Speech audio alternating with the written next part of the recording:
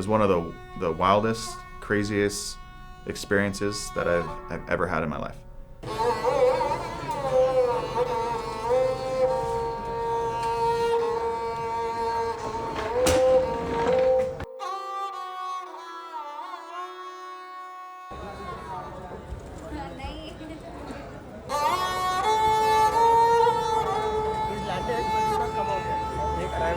I made it to India, 30 plus hours of traveling, 3 flights, but I'm here in Jaipur.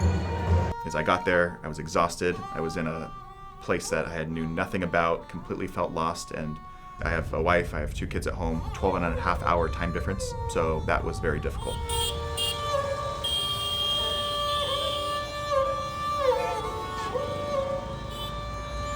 I think the traffic and almost like congestion was very eye-opening. I've traveled all over the world. I've done, different mission trips and projects in different third world countries, and the poverty factor wasn't very much of a shock to me. I've experienced that before, but the congestion and traffic was something I've never experienced. I explained the traffic almost like a video game.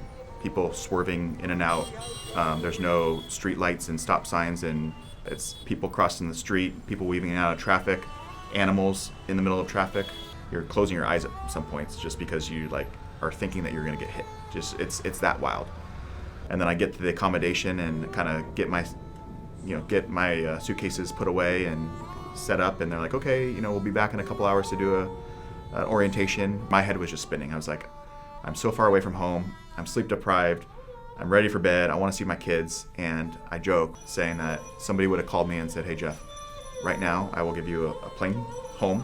No questions asked, you can leave right now. And it would not be looked upon as negative that you're doing it. I probably would have taken it. And if I did that, I would have missed out on one of the coolest experiences of my life.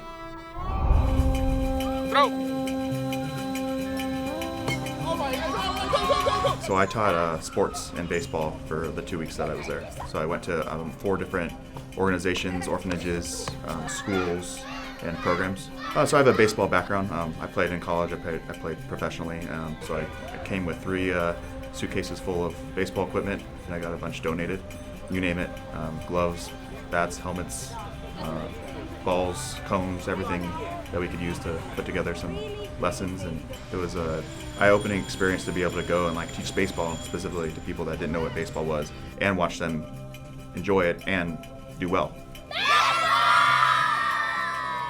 So that was it was really fun, because baseball, is a huge part of my life and was a huge part of my life. So to be able to share that with kids and then leave them with the equipment that they need to hopefully keep practicing and playing and having fun, that was awesome. One of the organizations was for, they call it slum kids, and it's for kids whose parents cannot afford to send them to school. So this organization created a school for these slum kids. So they are trying to teach them English. So, for me, from 9 to 10:30, they would do sports, and then after that, they would go to an English class, and then they would go to a electronics class. The organization is trying to give them a variety of different tools that they could use, moving forward. But obviously, English is not their primary language. They know basic words. I was lucky enough to have a translator there with me, someone that worked for the organization that spoke both languages. Okay, I'm with Poonam here. What was your favorite part of the last 2 weeks? You're very funny. I really enjoy spending time with you and playing with you. I just felt like within those 2 weeks, I just made an impact and built relationships with these kids. You can tell every time I was there, they're excited to see me.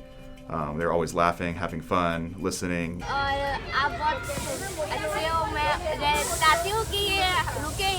You're very nice. Please don't go. I really want you to stay here. It's cool how sports can bring people together no matter what language you speak. It's like a universal language. Every day was a little bit different. Some days I would start at a certain time. Some days it would be a different time.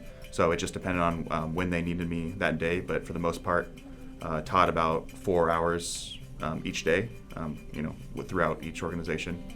And I would, wake up. I would obviously find something to eat, and then I would go do that, and then I'd have a little break, and then I'd go to the next one. And what was really cool is that the flexibility that I had, either in between those projects or after. I had the flexibility to travel around and hop on the train and go down to the city and go to different restaurants. And I don't think I ate anything crazy, but half the time I was eating the food, I didn't really know what it was. One, because it was either in a different language, or it just didn't look like something I would be able to identify. A lot of different, soups and, curries and a lot of rice, a lot of, bread. They have silverware, but it's common to eat with your hands.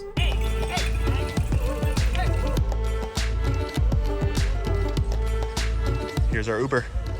They have Uber, so I use my Uber app, and instead of a car showing up for your Uber, it's a tuk-tuk, which is essentially like a motorcycle with 3 wheels almost, or a motorcycle with like a little carriage on the back. And that got me to all my different projects. I would just open the app, and they would be there in a couple of minutes, and they would take me from point A to point B.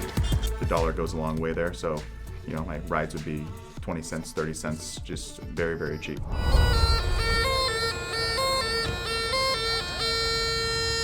But outside my projects, I did a bunch of different cultural experiences. Like I went to the Taj Mahal, I went to different temples.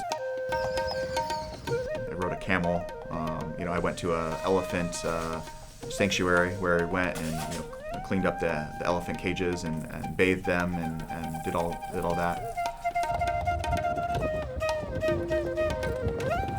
I went on a safari, saw leopards in the wild. I wasn't there as a police officer, I was just there as a citizen. The coordinators obviously thought it was really cool that I was an American police officer, and they set up a meeting with the chief of Jaipur police, essentially, their equivalent to the chief.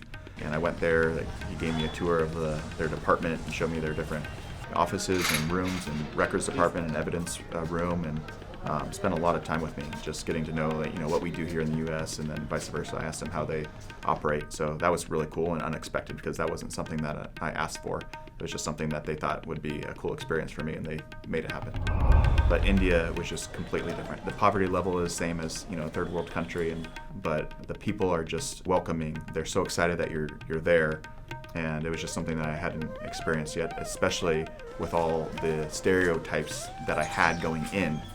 I just feel like I have a little bit better understanding of how they live, why they do what they do, how they treat different people, and I just feel more comfortable in terms of going to an Indian person's house and handling a call. I feel like I know a little bit more about their background, their culture, their customs, and I think that definitely will help and has helped me handling calls because we have such a big Indian population here in Irvine. So as a police officer, I think it's very important to get out there, get out of your comfort zone, experience something that you know nothing about, and let that experience open your mind and change your attitude, which led to experiences with people that far exceeded my expectations.